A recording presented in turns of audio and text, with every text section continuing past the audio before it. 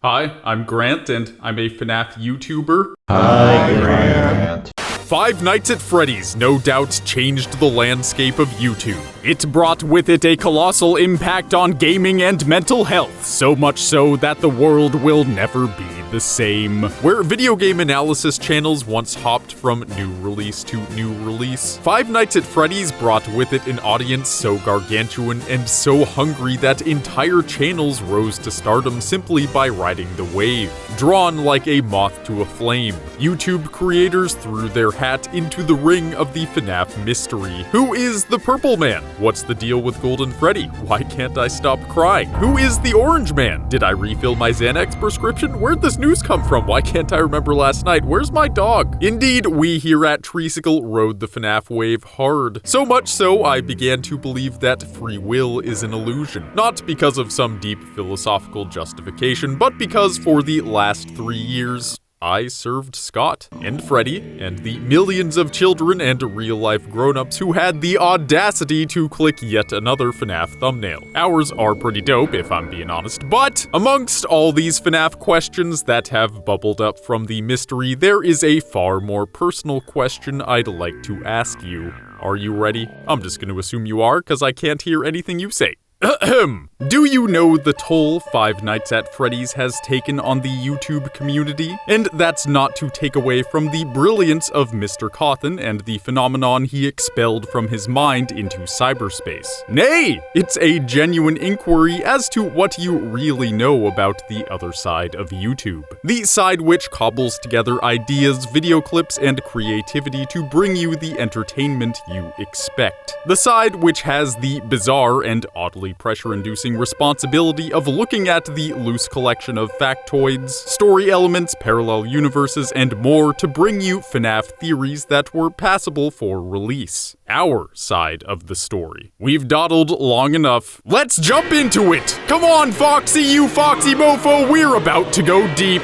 And not in the way I saw you on DeviantArt.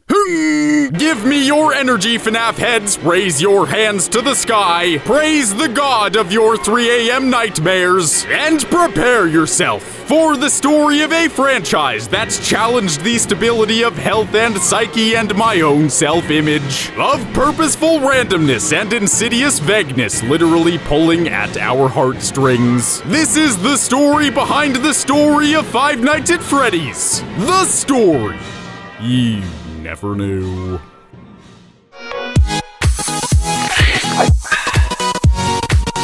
First things first, let's talk about some YouTubers who were never quite the same since Freddy Fazbear dared to stare into our soul with his vacant, dead eyes. While some rocketed to success in no small part on the back of Scott's brainchild, others were lured into a false sense of security. One such guy, who always comes to mind for me, is Smike. Remember Smike? Oh, I remember.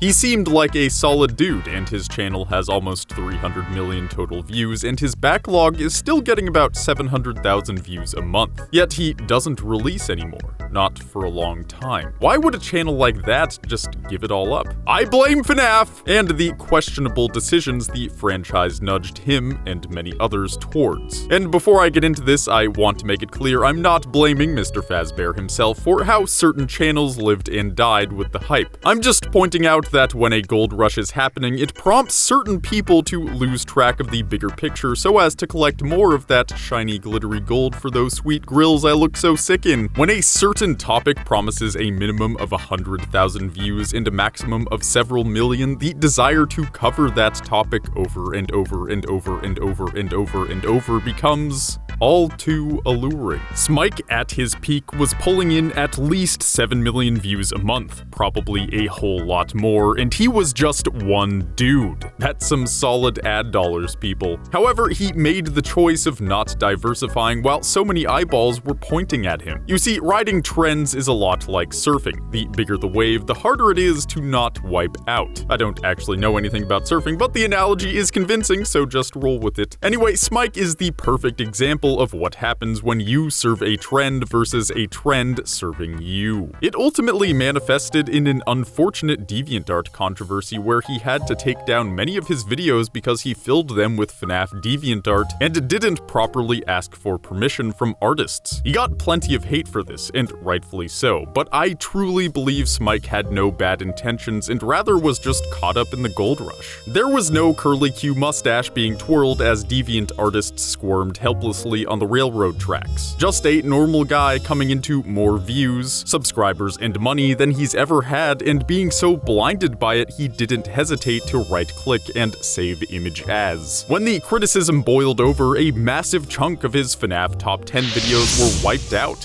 and rightfully so. And when looking at the list of artists he apologized to in his apology video, you can guess just how many videos the dude lost. Point is, he seemed sorry, lost lots of views but was still getting plenty, and was unable to smoothly branch out to new horizons. When you're used to getting hundreds of thousands of views every video, it can be a difficult thing to struggle to get even 80,000 per video, especially when trying to pay the bills. Had FNAF not tainted the vision of his channel, who knows where it would have gone. R.I.P. Smike. May your post-YouTube days be filled with merriment and devoid of Fazbears. Then we've got Gerard Khalil from the Completionist. Oh boy, did he have some things to say. In case you didn't know, or couldn't tell from the name, it's this dude's job to 100% every single game he commits himself to playing. He had this to say about FNAF. Five Nights at Freddy's scares me because of the stress. That game took about 5 years off my life. I had a therapist just because of those games. I appreciate the jump scares and I appreciate what it is, but I think what got to me is what makes it uncomfortable is the ability of not being able to control your skill to this feat. No matter how good you are at this game, you will lose because the game. You heard it here and there, folks. A grown man went, and still is, as of the release of that podcast, going to therapy because of Five Nights at Freddy's. And don't get me wrong, if you've seen Gerard's content, you know he puts massive amounts of effort into his content. The guy completes games. He just recently completed Pokemon Let's Go, completing all the Master Trainers. The guy doesn't shy away from difficulty on a tight deadline. He thrives on it. So his story speaks volumes about FNAF's gameplay. Gerard goes on to clarify it wasn't really the jump scares and spoopiness of FNAF that gave him PTSD, it was the random chance associated with FNAF. Fact is, when you're playing these games at the highest skill level possible, you can't win unless you get lucky. If certain combinations of animatronics come at you throughout the night, you're done. Even if you've got all the best strategies down and are executing them perfectly, this game will kick you in the nuts and make you play it over and over and over again until you finally get lucky enough for your perfect playing to pay off. Remember, this dude has to 100% games. He doesn't have the luxury of dabbling and speculating on the lore like I do. Not to mention, these games are basically ADD simulators interspersed with heart attack-inducing jump scares. Combine that with a person who can't just quit and has a tight deadline, and you get a guy who now questions if maybe the 9-to-5 lifestyle would have been better. He went on further to say FNAF challenged his abilities as a completionist and tainted every other game he played for months upon months upon months. Poor Gerard was so discombobulated by FNAF that he had to stop after Sister Location. In spite of the views and in spite of the YouTube algorithm whatchamahoosit, the man didn't come back to the franchise until a couple years after this podcast, and even then he didn't tackle the new games. He only replayed the ones he'd already beaten, which was a great video, by the way. Alright, so we've got one guy who rode the hype so hard it ruined his channel, and another who needed therapy and it sucked a noticeable portion of the fun out of other non-FNAF games for him. Phew, this is heavy stuff, people. But let's not forget about Dawko, the lovable cockney. Perhaps you had the pleasure of watching his Ultimate Custom Night streams where a couple times in a row he was on the verge of a mental breakdown.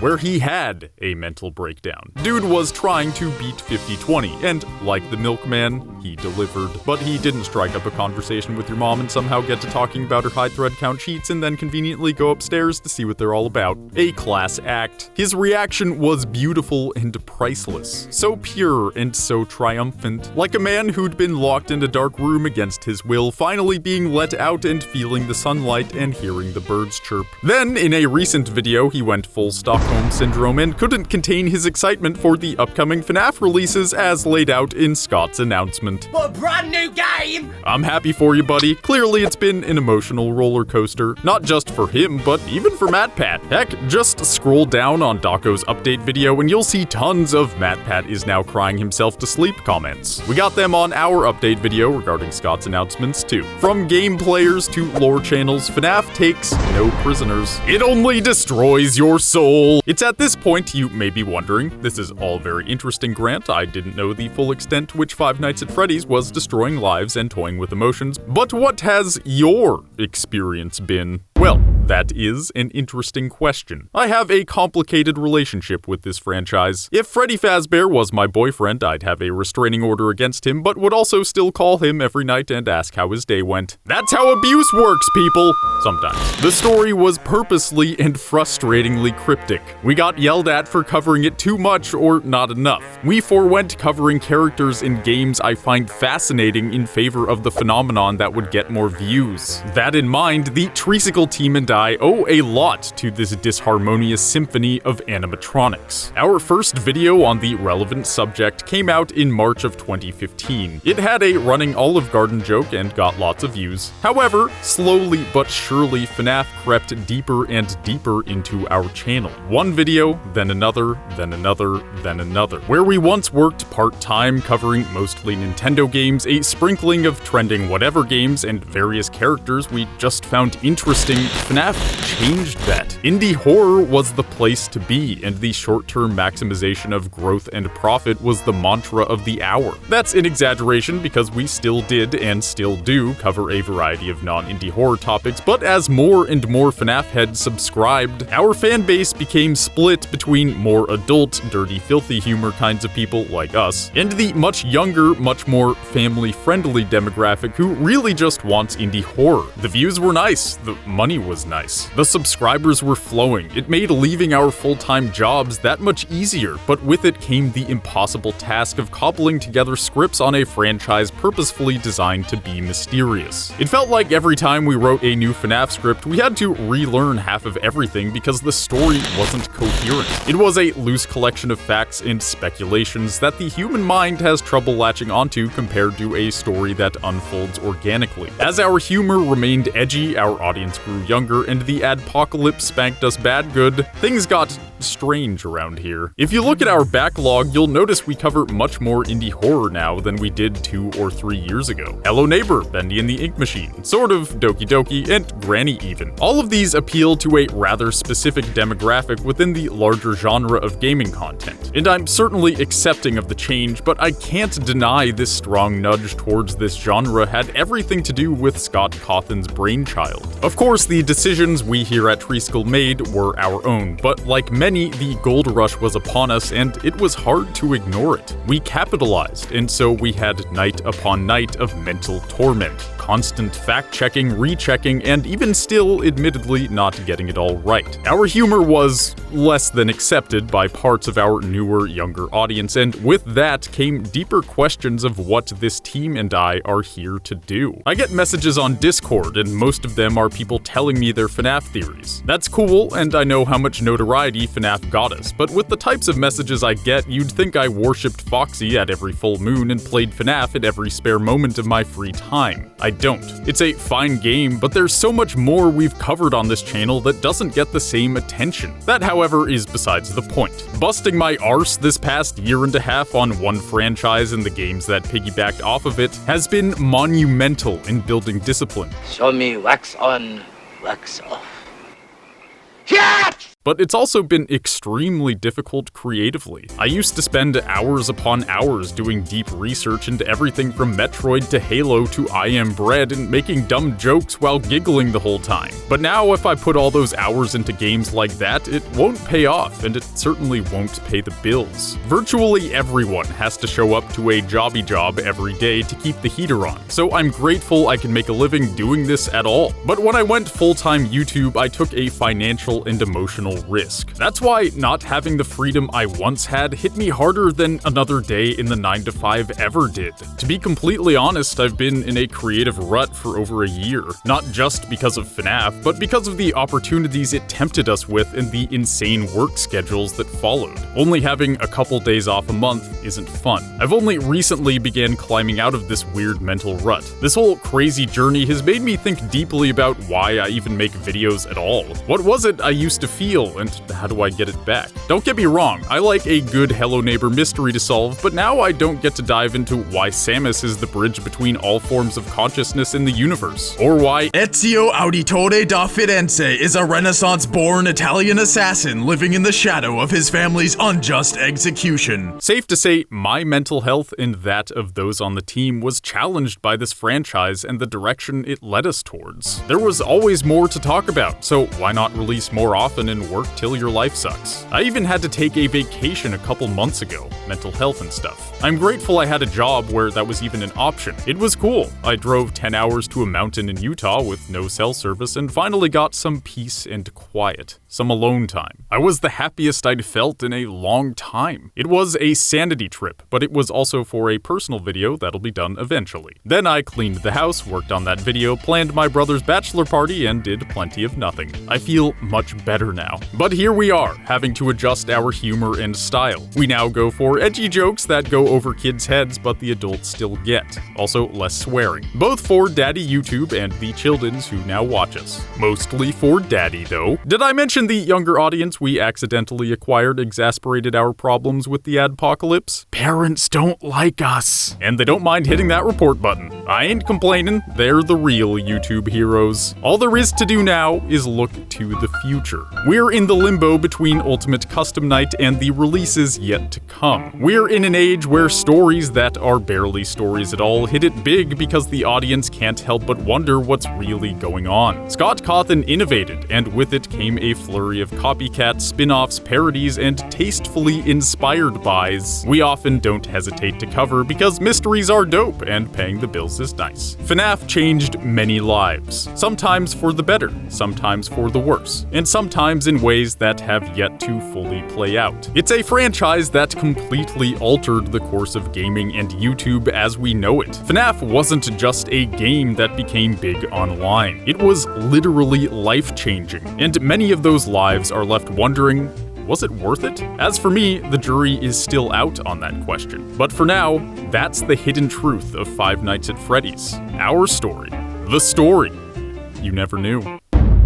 That's my take on Five Nights at Freddy's. This was certainly a different and more personal video, and I hope you liked it. I'm curious to know what you thought, so don't hesitate to say down below. If you liked it, great! If you thought I was whiny, also great! I'm Grant, that's all I got for today, and I'll see you all later. Bye!